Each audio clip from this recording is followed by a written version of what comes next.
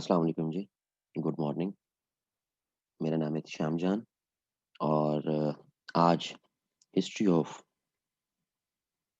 USA का last paper 2020 का इसको हम डिस्कस करने जा रहे हैं। जिन्होंने पहले पिछले प्रीवियस पेपर नहीं देखे तो इसी यूट्यूब चैनल को आप सब्सक्राइब करें और हिस्ट्री ऑफ यूएसए के फोल्डर में आपको 2016, 17, 18, 19 और अब 2020 का पेपर डिटेल के आंसर इसका लिखना कैसे था, सवाल का जवाब देना कैसे, उससे रिलेटेड आपको मिल जाए। बड़ा मजेदार पेपर है 2020 का, मुझे तो बड़ा पसंद आया। पहला क्वेश्चन देख लेते हैं जी। वो कहता है Congress judiciary executive branches in United states की गवर्नमेंट की। जी बिल्कुल है। Which one of the governments branch is more powerful? Okay, elaborate through the prism of US separation of power and checks and balances system। अच्छा जी, सीधी सी बात है। जो पहले वाला पोर्शन है उसमें जो मेरी लिमिटेड स्टडी है, आप उसको बताएंगे कि ये जो यूएस जो स्ट्रक्चर है यूनाइटेड स्टेट्स का, ब्रांचेस जो हैं वो आप तीन ब्रांचेस हैं, तीन को आप बता देंगे। एग्जेक्टिव है, लेजिस्लेचर है, जुडिशरी है। अब जहाँ तक सवाल का था, और इनके थोड़ा थोड़ा आप इनको डिटेल बता देंगे इसको कि ये वर्किंग कैसे करती है। जहाँ तक बात है कि पावरफुल कौन है, तो powerful of course the legislature है। वैसे तो सेपरेशन ऑफ पावर और चेक्स एंड बैलेंस में एक दूसरे पे ये चेक लगा के रखते हैं, लेकिन लेजिस्लेचर को एक एडेड एडवांटेज है। अगर आप आर्टिकल 1 और उसका सेक्शन 8 देखें यूनाइटेड स्टेट्स के कॉन्स्टिट्यूशन का, तो वो आपकी कांग्रेस को स्पेशल पावर प्रोवाइड करती है जो बाकी आपकी एग्जेक्टिव और जुडिशरी के पास उस तरह मौजूद नहीं है। And that is elastic clause. आप देख सकते हैं इसको, इलास्टिक क्लॉज। सो आपको अंदाजा हो जाएगा कि लेजिस्लेचर क्यों स्लाइड थोड़ा सा ज्यादा पावरफुल है बनिस्बत एग्जेक्टिव और जुडिशरी। नाउ दूसरा पार्ट जो है, through the prism of US separation of power and check and balance. अच्छा, नॉर्मली हमारे यहाँ किया क्या जाता है कि चेक्स एंड बैलेंसेस, इसके 8 पॉइंट है एग्जैक्ट। कुछ को पता होता है, कुछ को नहीं पता होता। तो जिनको पता होता है वो इनको बयान कर देते हैं, जिनको नहीं पता होता वो फिर टामक टोइयां कर रहे होते हैं। आपने ये एग्जैक्ट 8 पॉइंट्स उसको बताने हैं कि ये वो 8 पॉइंट्स हैं कि of course separation of power तो है ही है, वो आप यहाँ पे जिक्र कर आएंगे पहले इस हेडर में। ये चेक्स एंड बैलेंसेस क्या हैं, ये इसको आपने एग्जैक्ट 8 बताने हैं। आप उसको बता देंगे कि कॉन्स्टिट्यूशन जो है वो डिवाइडेड है। उसने डिवाइड किया हुआ गवर्नमेंट को तीन ब्रांचेस में, लेजिस्लेटिव आपका कंपोनेंट है, एग्जेक्टिव है, जुडिशियल है। तो जनाब किसी एक को ज्यादा पावर ना हो तो हर ब्रांच को एक दूसरे पर चेक्स और बैलेंसेस के कॉन्टेक्स्ट में ऑपरेट किया जाता है। और जिस तरह के ये साउंड फ्रेज कर रही है, जिस तरह ये बता रही है, ये इसलिए है ताकि कोई ब्रांच भी दूसरी ब्रांच के मुकाबले में ज्यादा पावर कंट्रोल ना करे with the extraordinary exemption of legislature का ये जो पॉइंट है, ये आप जरूर देखिएगा। Article 1 section 8 elastic clause, power of the Congress. अब आपने यहाँ पे 8 उसको बताने हैं, चेक्स एंड बैलेंस के पॉइंट्स। मैं यहाँ जरूरी है क्योंकि बच्चे फिर ढूंढते रहते हैं, ये जरूरी है। पहला पॉइंट जो है वो लेजिस्लेटिव ब्रांच का है कि लेजिस्लेटिव ब्रांच लॉज बनाएगी, बट प्रेसिडेंट जो कि एग्जेक्टिव ब्रांच का है वो उसको वीटो कर सकता है। इसको प्रेसिडेंशियल वीटो कहते हैं। एक दूसरा, लेजिस्लेटिव ब्रांच लॉज बनाएगी, बट जुडिशियल ब्रांच जो है आपकी वो can declare those laws unconstitutional. यानी पहला हो गया आपका प्रेसिडेंशियल वीटो, दूसरा आपका हो गया जुडिशियल रिव्यू, यानी कि वो उसको अनकॉन्स्टिट्यूशनल कर सकते हैं। फिर एग्जेक्टिव ब्रांच, उसकी जितनी भी फेडरल एजेंसीज उसके अंडर हैं, उसकी रिस्पॉन्सिबिलिटी है डे टू डे एनफोर्समेंट और एडमिनिस्ट्रेशन करना of federal laws. Okay, federal departments, federal agencies, उनका मिशन और उसकी रिस्पॉन्सिबिलिटी बदलती रहती है, वेरी करती रहती है। ठीक है जी, मुख्तलिफ तरह से। सो एग्जेक्टिव ब्रांच की जो आपकी एडमिनिस्ट्रेटिव और उसकी इन्फोर्समेंट से रिलेटेड जो प्रोविजंस है, उनमें जो मिशंस और रिस्पॉन्सिबिलिटीज वेरी करती हैं, इसमें कोई इंटरफेयर नहीं करेगा, ना लेजिस्लेचर ना जुडिशरी। ओके, हमने जैसे बात की, अगला चौथा पॉइंट जनाब, प्रेसिडेंट वीटो कर सकता है, लेकिन लेजिस्लेटिव ब्रांच यानी आपकी Congress can override that veto, वो उसको ओवरराइड भी कर सकती है बाय एब्सोल्यूट मेजॉरिटी। वो एब्सोल्यूट मेजॉरिटी से प्रेसिडेंट के वीटो को नल एंड वॉइड भी कर सकती है। ठीक, फिर आपकी लेजिस्लेटिव ब्रांच, उसकी पावर है कि जो प्रेसिडेंट की तरफ से किसी भी पोस्ट के लिए जो नॉमिनेशंस आ रही हैं, उसने उस लेजिस्लेटिव ब्रांच ने आपकी अप्रूव करनी। ओके, अप्रूवल का कह दें आप उसके पास पावर, प्लस सारा बजट, $1 नहीं निकाल सकता अमेरिकन प्रेसिडेंट। जितने बजटरी मैटर्स हैं, वो सारे बजटरी मैटर्स वो जनाब आपकी लेजिस्लेटिव बॉडी से अप्रूवल होनी। ठीक है जी, वो इम्पीच कर सकती है प्रेसिडेंट को। सही है जी, उसको रिमूव कर सकती है ऑफिस से। ओके जी, देन उसके बाद अगर ना आपने इसको, अब कितने हो गए, 1 2 3 4 5, अब आगे बढ़ते हैं। आगे आपके पास छठा आ गया। छठा है जनाब कि आपका जो एग्जेक्टिव ब्रांच है, यानी कि प्रेसिडेंट वगैरह, ये एग्जेक्टिव ऑर्डर पास कर सकते हैं। Executive branch executive order pass, जिसको हम अपने यहाँ ऑर्डिनेंस वगैरह कहते हैं, ठीक, तो वो कर सकते हैं। बट आपकी जुडिशियल जो ब्रांच है, वो उनको अनकॉन्स्टिट्यूशनल डिक्लेयर कर सकती है। चेक एंड बैलेंस आ गया। लो जी, आपकी जुडिशियल ब्रांच है, उसका काम है इंटरप्रेट करना लॉ को, इसमें तो कोई दो और की बात नहीं। लेकिन प्रेसिडेंट ऑफ यूनाइटेड स्टेट्स वो नॉमिनेट करता है आपका सुप्रीम कोर्ट का के जो जजेस वगैरह, जो जस्टिस हैं, उनको करता है।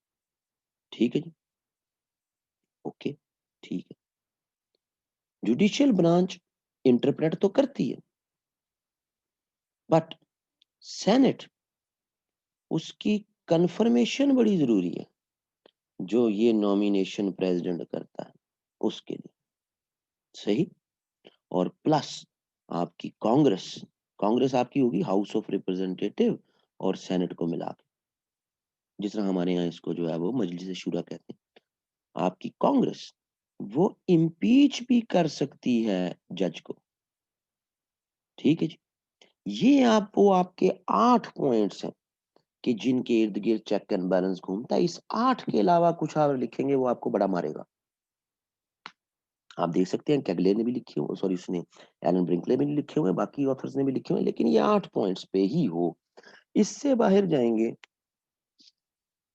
और इनको डिटेल में बताएंगे आप, मैं तो आपको एक स्ट्रक्चर बता रहा हूँ आंसर का, इसको डिटेल में बताएंगे आप तभी मार्क्स मिलेंगे भाई, वरना मार्क्स नहीं मिलेंगे। ये पहला सवाल था आपका।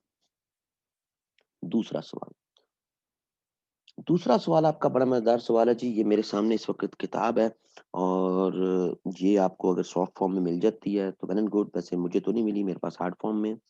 और ये इस किताब का नाम है foreign policies of the major powers.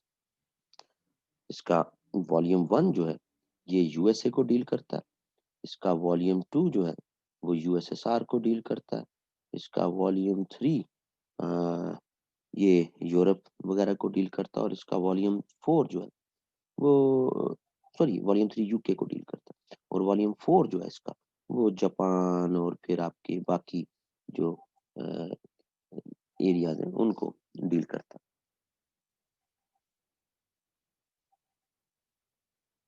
सो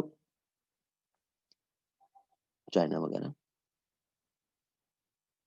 इसका ऑथर है, एडिटेड काम है, बहुत जबरदस्त काम है।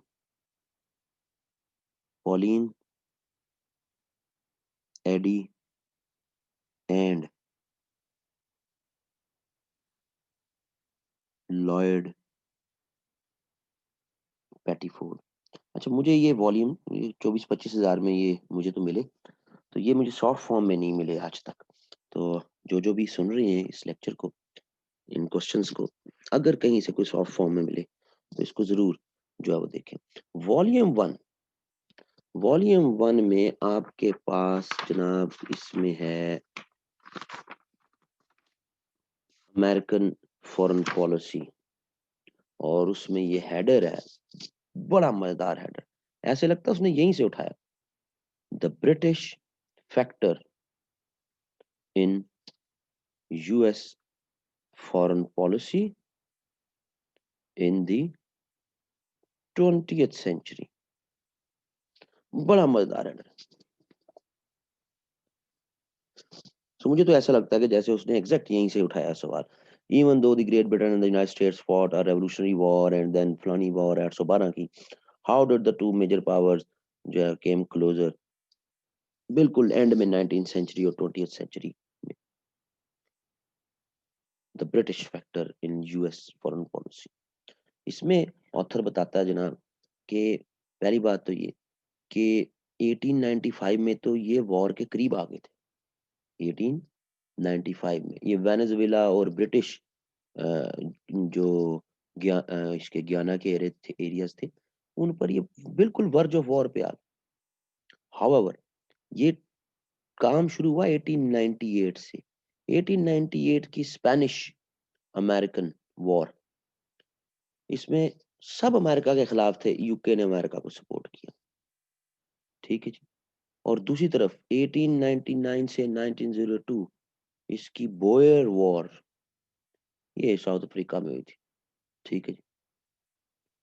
इस पे सब यूके के खिलाफ थे, लेकिन यूएस ने सपोर्ट की।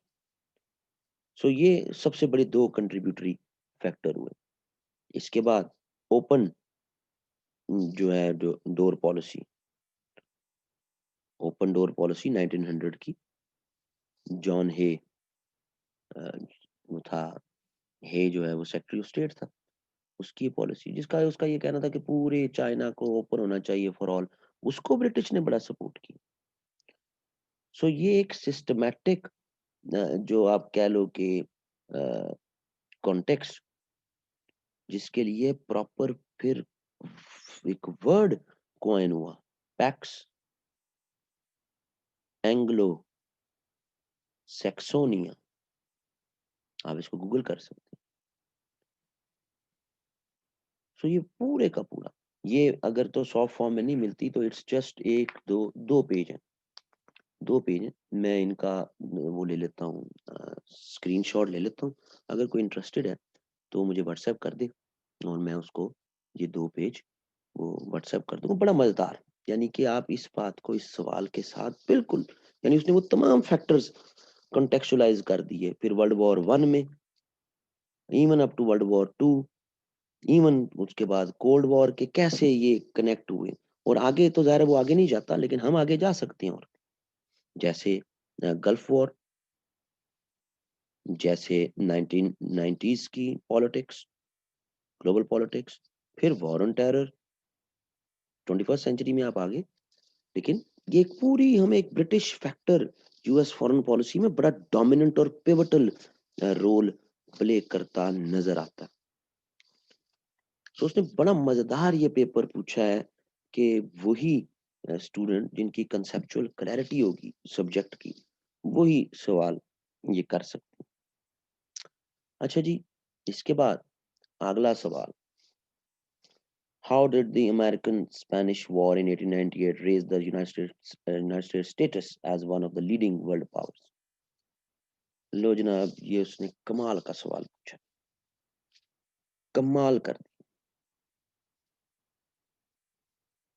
अमेरिकन स्पेनिश वॉर, ये अमेरिकन स्पेनिश वॉर ये को 3 महीने चली है, अप्रैल 1898 से अगस्त 1898 तक। ज्यादा ये क्यूबा का इशू था, उस पे क्यूबा में स्पेनिश का कंट्रोल था, वहां पर जनाब आजादी की तहरीक थी, उस आजादी की तहरीक को अमेरिकन ने सपोर्ट किया, जंग हुई है। लेकिन मसला कहीं और था, इस वॉर में स्पेनिश हारे, अमेरिकन जीते। इस वॉर के एंड पे जो स्पेनिश ने फिर कंसेशंस प्रोवाइड की ट्रीटी के बाद, वो प्रोवाइड की हवाई, हवाई का एरिया अगस्त 1898, अभी इसको जरा देख लीजिएगा। और दूसरा फिलिपीन, फिलिपीन का एरिया 1898। हवाई एक इंडिपेंडेंट क्वीन की गवर्नमेंट थी, लेकिन हवाई में स्पेनिश इन्फ्लुएंस मौजूद था। बहुत पहले 1893 में यूएस सिटीजन्स और यूएस ट्रेडर्स ने कुछ सॉरी फौजियों को साथ मिला के यहाँ पर क्वीन की गवर्नमेंट को टॉपल करने की कोशिश की। अब हवाई ऐसे है कि लेट्स से ये मेन यूनाइटेड स्टेट्स है, ये फिलीपीन है, ये ऊपर चाइना है, ये नीचे वियतनाम और बाकी इलाके, ये ताइवान, ये जापान। हम रफ सा नक्शा बना रहे। अब अमेरिकन को इस पूरी बड़ी मार्केट में, ये सियाम का एरिया है, चाइना है, इस पूरी मार्केट में एक बड़ा लॉन्ग डिस्टेंस, तो आपको एक लॉजिस्टिक सपोर्ट, और ये बिल्कुल हवाई यहाँ पे है जी, ये हवाई पैसिफिक के बीच में। सो अमेरिकन ट्रेडर्स पीपल का आना जाना और फिर आगे उनका ट्रेड के लिए आना फिर वापस जाना, ये चल रहा था। लेकिन क्या ये अच्छा हो अगर हवाई हमारा हो जाए, तो 1893 में कोशिश की इन्होंने, लेकिन कामयाब नहीं हुई। स्पेनिश ने भी बड़ा इस पे जो है प्रोटेस्ट किया। लेकिन 1898 में जब स्पेनिश हारे, तो हवाई भी अनेक्स हुआ, अमेरिकन ने किया अनेक्स। 1893 से कोशिश कर रहे थे, डिवाइड थी आपस में, करना चाहिए नहीं करना चाहिए, लेकिन 1898 अगस्त में किया। एक दिन का फासला बस, ये को 12 अगस्त को ये खत्म हुई और 13 अगस्त को इन्होंने नेक्स्ट कर लिया।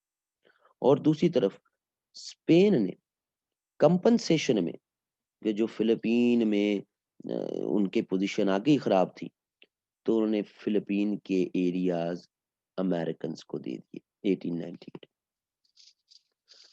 सो हवाई आपके पास, फिलीपीन आपके पास, तो आपका फिर जो एक जिस डिस्टेंस का इशू था वो कवर हो गया, लॉजिस्टिक्स आपकी। और इसी हवाई पे ही आपका पर्ल हार्बर है जनाब, जिस पर जापानियों ने अटैक किया था। क्योंकि इस पे अगर अटैक कर दोगे, तो मेनलैंड से फिर अमेरिकन डिप्लॉयमेंट का आना और फिर यहाँ पर वॉर का नक्शा ही बदल जाएगा। खैर वो आगे की बात है। तो जनाब आप हवाई में भी आ गए, आप फिलीपीन में भी आ गए। अब जब आपने ये सारा काम कर लिया, तो फिर 1900 में हे जो सेक्रेटरी ऑफ स्टेट था, वो लेके आया ओपन डोर पॉलिसी। अभी पीछे भी हमने जिक्र किया था। इस ओपन डोर पॉलिसी का मतलब ये था कि कोई फर्दर एनेक्सेशंस या कॉलोनाइजेशंस इस पूरे एशिया पैसिफिक में नहीं होगी।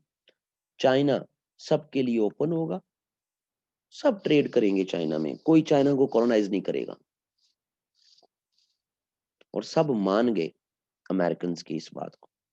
ब्रिटिश फैक्टर भी इसमें हेल्प किया साथ, लेकिन जापान भी चाहता था टेरिटरी पकड़ना, रशिया भी चाहता था टेरिटरी पकड़ना।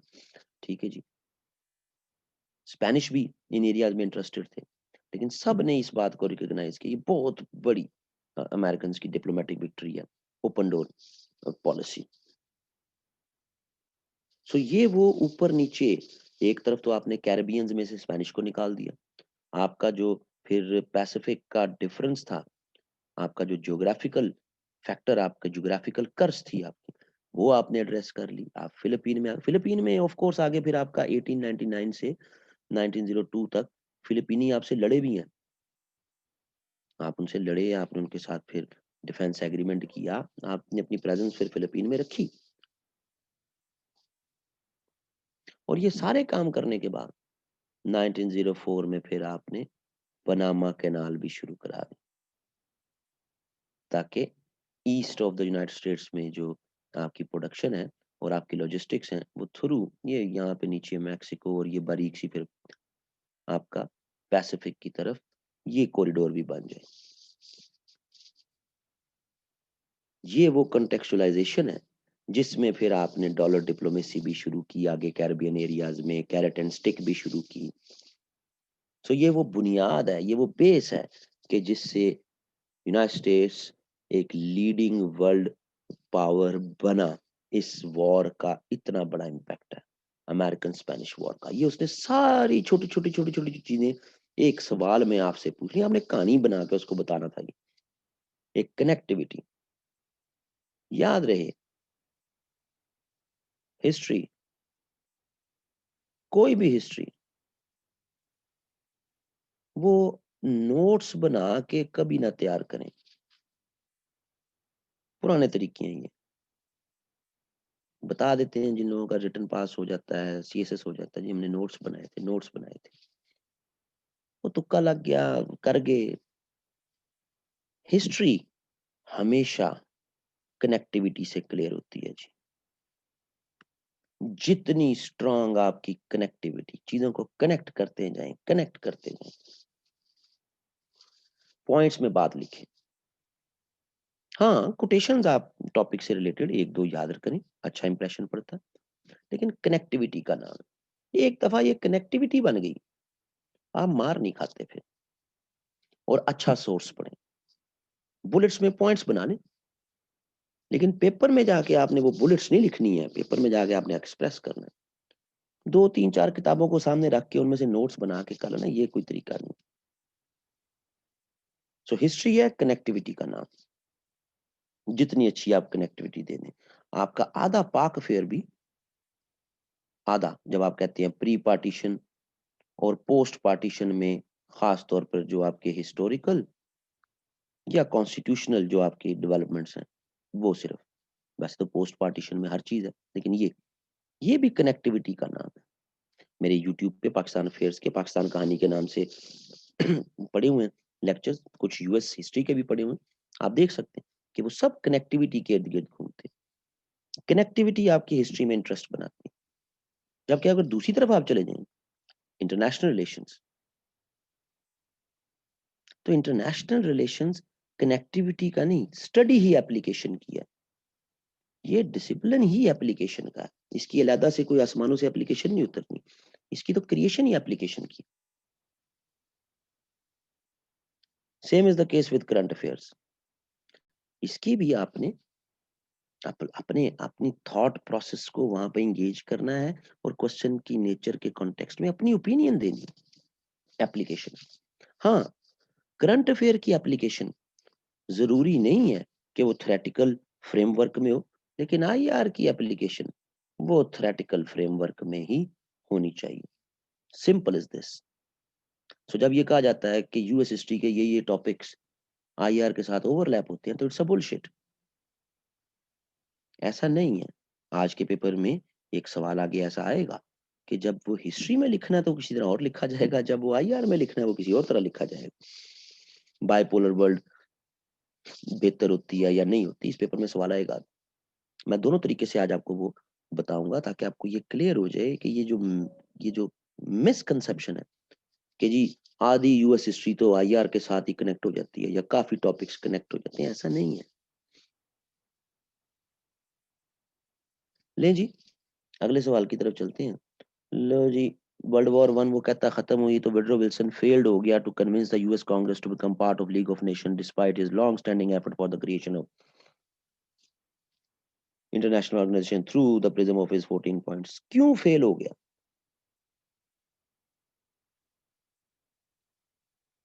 बताएं। तो जनाब हम उसको बताएंगे कि जनाब फेल होने की अ, जो रीजन है कि वो इंटरनेशनल ऑर्गेनाइजेशन का कांग्रेस से मेंबर क्यों नहीं बन सका। बात ये जनाब कि आपको अमेरिकन स्ट्रक्चर ये काम कैसे करता है, अमेरिकन स्ट्रक्चर फंक्शनिंग कैसे ऐसे है कि प्रेसिडेंट कोई भी इंटरनेशनल ट्रीटी साइन कर ले या किसी भी इंटरनेशनल ऑर्गेनाइजेशन का पार्ट बनना चाहे तो उसके लिए उसको कांग्रेस से अप्रूवल चाहिए। और कांग्रेस की अप्रूवल उसी वक्त अमेरिकन प्रेसिडेंट के हक में बेहतर होती है अगर उसमें उसकी पार्टी की मेजॉरिटी हो। वुडरो विल्सन के साथ जो एक बड़ा मिसहैप हुआ 1916 के इलेक्शन में वो ये हुआ कि हाउस ऑफ रिप्रेजेंटेटिव पहला हाउस जहां से बात इनिशिएट होनी उसमें डेमोक्रेट के 214 मेंबर एट दैट टाइम और रिपब्लिकन्स के 215। चलो एक आधे को मैनूवरिंग हो भी सकती थी। Senate Democrats 56 Republicans 42 at that time. So यहां से तो अप्रूवल मिल जाना चाहिए था। एक आधी सीट का कोई इशू नहीं। आपके जो विप्स होते हैं वो आपके लिए यही काम करते हैं, एक दो वोटर इधर उधर कर लेते हैं। लेकिन क्या हुआ, हुआ ये कि वुडरो विल्सन थर्ड बिड अपनी जो है वो उसको इनिशिएट करना चाहता था। वो 1912 के इलेक्शन में प्रेसिडेंट बना, फिर 1916 का आया। तो मॉरली एथिकली हो क्या रहा था कि अमेरिकन प्रेसिडेंट 2 टर्म लेते थे और 2 टर्म के बाद वो घर चले जाते थे। कोई कॉन्स्टिट्यूशनल बार तो था नहीं। ये तो फिर ट्रूमैन जब आया उसने फिर कॉन्स्टिट्यूशनल अमेंडमेंट की कि 2 टर्म से ज्यादा अमेरिकन प्रेसिडेंट नहीं होगा। So Woodrow Wilson was very much serious for 1920 bid. और ये उसने कंटेस्ट भी किया, आप हिस्ट्री देख सकते हैं। डेमोक्रेट पार्टी ने उसको सपोर्ट नहीं किया लेकिन वो अपनी इंडिपेंडेंट मुहिम चलाता रहा, बहुत बुरी तरह पिटा और इसका बड़ा असर ले गया और थोड़े अरसे बाद फिर मर भी गया। जीत नहीं सका वो, बिड नहीं अपनी ले सका 1920 के इलेक्शन के लिए। सो ये जो इसकी थर्ड बिड थी इंटरनल स्ट्रक्चर में प्लस हाउस ऑफ रिप्रेजेंटेटिव में सीटों का ना होना, ये एक बहुत बड़ी वजह आपके इंटरनल स्ट्रक्चर में कि जिसने, और आप इसको डिटेल में बताएंगे। और फिर आपकी power of Congress, league of nation के कई प्रोविजन से इशू था। इसके आर्टिकल 5 से इशू था, इसके आर्टिकल 10 से इशू था अमेरिकन कांग्रेस को। क्योंकि जो अमेरिकन कांग्रेस की पावर्स हैं वो अगर आप लीग के मेंबर हो जाएंगे तो सबसे बड़ी पावर जो है वो डिक्लेरेशन ऑफ वॉर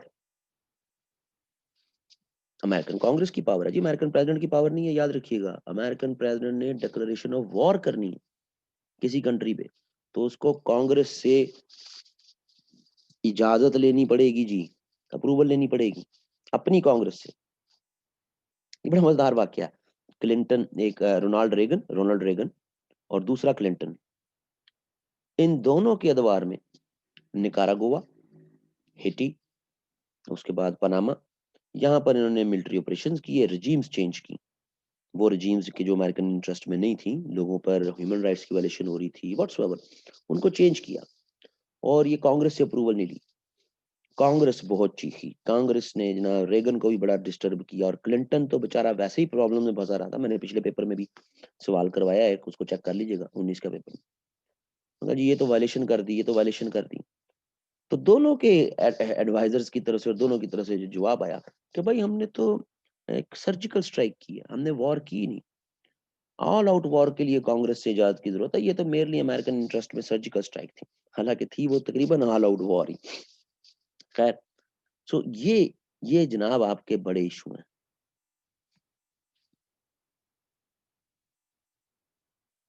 बड़े डिटेल में एलन ब्रिंकले ने इनको एलैबोरेट किया हुआ इंटरनल स्ट्रक्चर और आपका फिर जो पावर ऑफ द कांग्रेस है उसका फियर कि वो हमारे से पावर लेके लीग ऑफ नेशन के पास चली जाएगी, हम अपनी पावर्स पे कंप्रोमाइज नहीं करेंगे।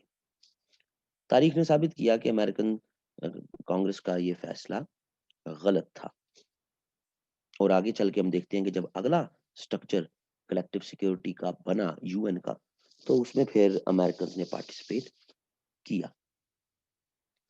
आगे चलते हैं जी। अगली बात है जनाब,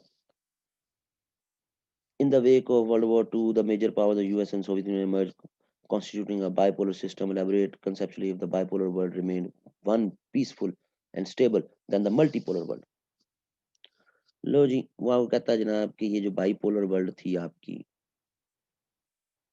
यानी 1945 से 1991 तक कह लें आप, ये जनाब रिलेटिवली पीसफुल थी in comparison with multipolar world जो इससे पहले थी। तो आपकी जो मल्टीपोलर वर्ल्ड है, मल्टीपोलर वर्ल्ड में आपकी बड़ी देन तो आपको यही है, वर्ल्ड वॉर 1 भी और वर्ल्ड वॉर 2 भी मल्टीपोलर वर्ल्ड थी। मल्टीपोलर वर्ल्ड में क्लैश, कॉन्फ्लिक्ट, उसके चांसेस बढ़ जाते हैं, ये एक नेचुरल फैक्ट है। ऑल्दो इस मल्टीपोलरिटी में बैलेंस ऑफ पावर सिस्टम भी ऑपरेट हुआ, लेकिन ये बैलेंस ऑफ पावर सिस्टम भी 1815 से 1848 तक ही इफेक्टिव रहा। उसके बाद तो जर्मन्स, और जब एक एक डेढ़ डेकेड के बाद 1848 के बाद इटालियन यूनिफाई हो गए, फिर जर्मन यूनिफाई हो गए। सो ये तो बड़ा सॉरी सॉरी जी, थोड़ा सा छींक आ गई थी। अच्छा जी,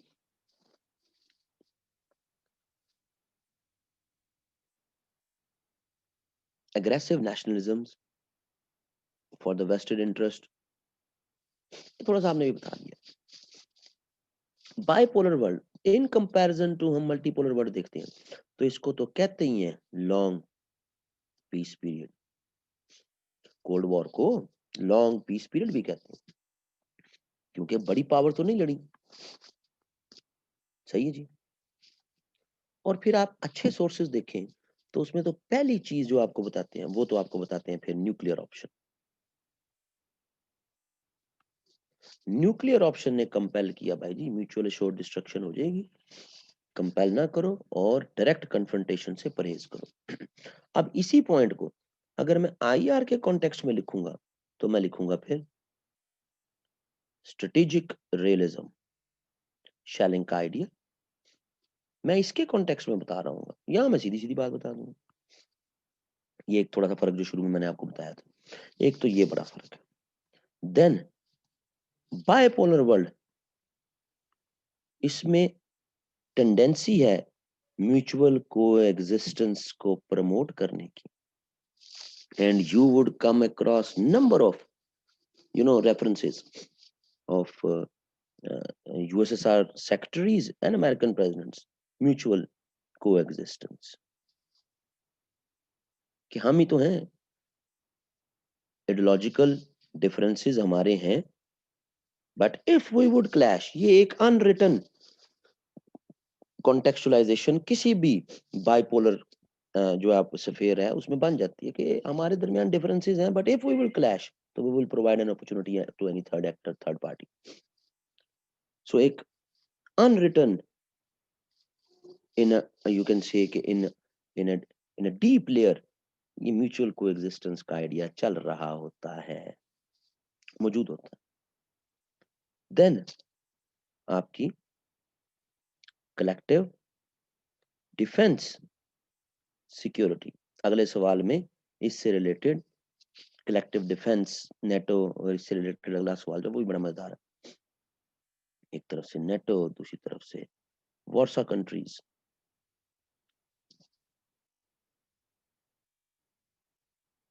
प्लस आपकी इसी कॉन्टेक्स्ट में extended deterrence.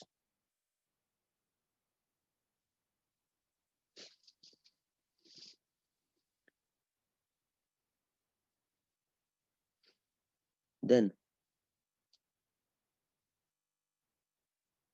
leadership of early 60s, both, ओहो सॉरी, दोनों तरफ से जो अर्ली 60s की लीडरशिप है, they focused more on diplomacy. पर इनके 1961 में जो बर्लिन वॉल है, उसके बाद से आप देखें 1961 से 1964 तक का टाइम, तो इसमें बड़ा जबरदस्त जो है वो कॉन्टेक्स्ट हमें नजर आता है कि डिप्लोमेसी का इफेक्टिव इस्तेमाल, क्यूबन मिसाइल क्राइसिस, फिर एलटीबीटी, फिर हॉटलाइन का एस्टैब्लिश। सो ये एक बड़ा यूजफुल लेसन डेवलप हुआ। सो बाइपोलर वर्ल्ड, फिर अगर हम इसी को देखें 1941 की ग्लोबल ट्रेड, और जब हम इसको कंपैरिजन करें फिर 1970s के साथ, तो बाय 70s 8 टाइम्स हमें इंक्रीज मिलता है।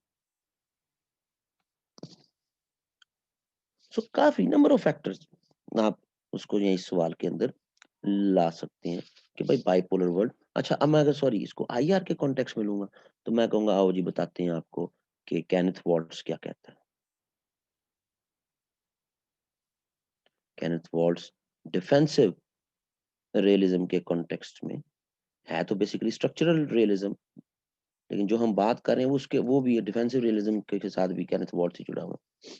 वो भी कहता है कि बाइपोलर वर्ल्ड बेहतरीन वर्ल्ड है, यही रहेगी, इसी में स्टेबिलिटी। अब स्टेबिलिटी थीसिस आईआर के कॉन्टेक्स्ट में बड़ा इंपॉर्टेंट, मीनिंग डिफरेंट है लेकिन आईआर के कॉन्टेक्स्ट में बड़ा इंपॉर्टेंट है स्टेबिलिटी थीसिस। तो आईआर की डोमेन में मैं फिर यहाँ इस तरह बात को लेके चलेंगे, यहाँ जरूरत नहीं है हिस्ट्री के पेपर में इन चीजों को लाने की। Since the creation of the North in NATO in 1945, why the United States desire to further expand NATO? Elaborate opportunities, challenges for the expansion of NATO. बहुत मजेदार चीज है जी। आप वर्ल्ड वॉर 2 तक कलेक्टिव सिक्योरिटी पे फोकस करते रहे। League of nation भी इसी आइडिया पे, यूएन भी इसी आइडिया पे। Prior to this early League of Nation और यूएन की डेवलपमेंट आप चलते रहे बैलेंस ऑफ पावर सिस्टम पे, लेकिन ये वर्ल्ड वॉर नहीं रोक सका, कोलैप्स हो गया। तो आप कलेक्टिव सिक्योरिटी में आ गए। कलेक्टिव सिक्योरिटी 1945, मैं तो कहता हूँ 1947, लेकिन ज्यादातर किताबों में 45 47 का मतलब, क्योंकि मनरो डॉक्ट्रिन, सॉरी मनरो कह रहा हूँ, ट्रूमैन डॉक्ट्रिन 47 में आई थी। सो आप 45 लिख लें 47 लिख लें, फॉर मी मेरे ख्याल में दोनों ठीक है। आपकी कोल्ड वॉर इनिशिएट हो गई। अब जब कोल्ड वॉर इनिशिएट हुई तो ये इनिशिएट हो गई दो बड़े कंट्रीज के दरमियान, बड़े पावर हाउस के दरमियान।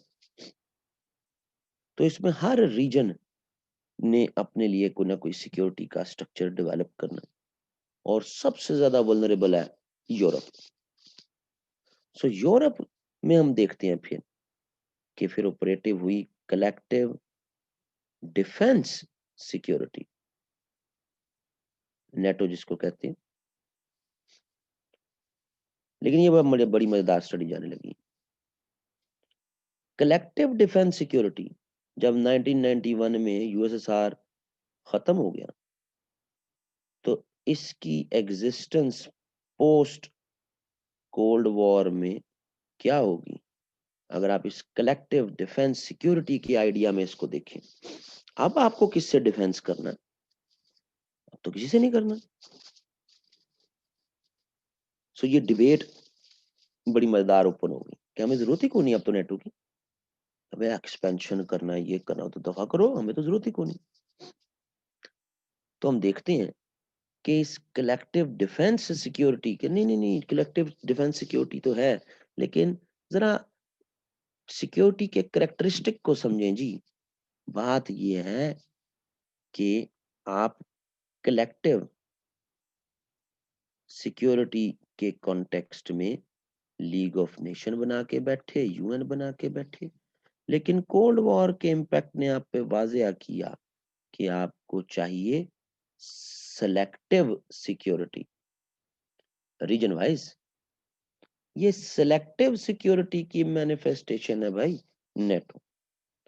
अब क्योंकि कोल्ड वॉर खत्म हो गई, एंड हो गया, अब इस सेलेक्टिव सिक्योरिटी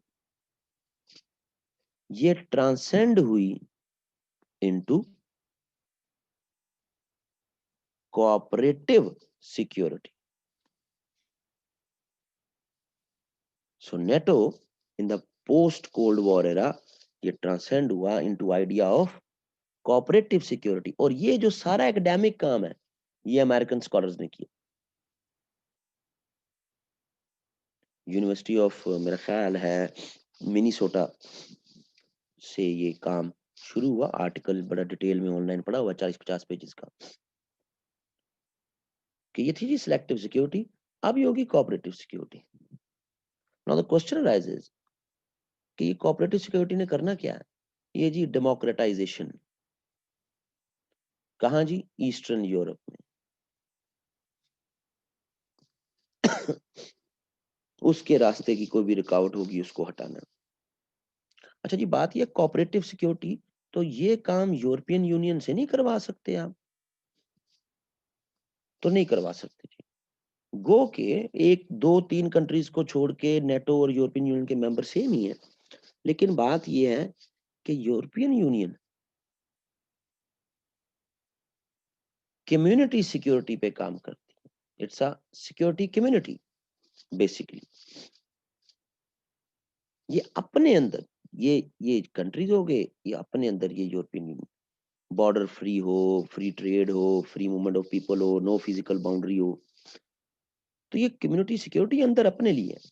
कोऑपरेटिव सिक्योरिटी बाहर वालों के लिए है, जो कि यहाँ पे बाकी यहाँ पे यूरोप में यहाँ पे मौजूद है, इनको हमने इनकॉर्पोरेट कर।